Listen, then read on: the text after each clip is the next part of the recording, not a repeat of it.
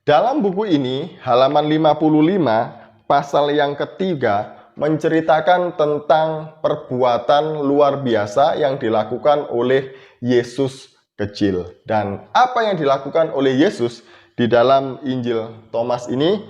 Jadi, menurut Injil Thomas pasal yang ketiga, Yesus sudah bisa membuat 12 ekor burung gereja dari tanah liat ketika Yesus bermain di sungai kecil. Nah, ketika ada anak kecil yang melihat apa yang dilakukan oleh Yesus, dia berlari mencari Yusuf karena Yesus membuat 12 ekor burung tadi itu di hari Sabat. Itu melanggar hukum menurut anak kecil ini. Dan meminta supaya Yusuf datang ke Yesus dan menegur Yesus supaya tidak melakukan itu di hari Sabat.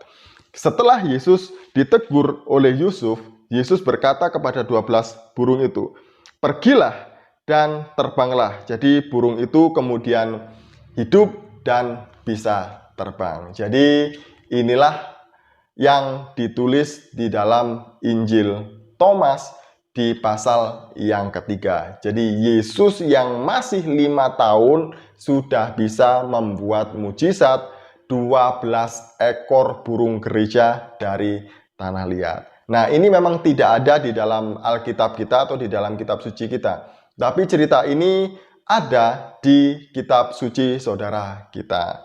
Nah, apa saja yang dilakukan oleh Yesus ketika dia masih kecil?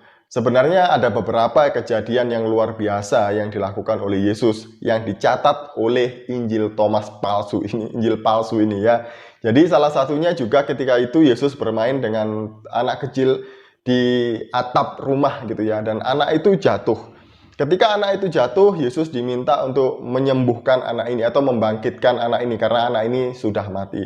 Dan Yesus membangkitkan anak ini. Jadi anak yang sudah mati itu bangkit lagi dan memuliakan Yesus. Luar biasa Yesus menurut Injil Thomas. Jadi masa kecil Yesus sudah luar biasa ya.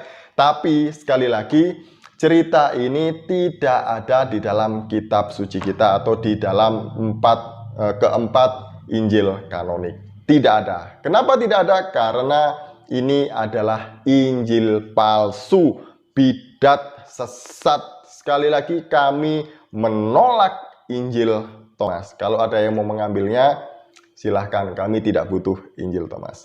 Sekian.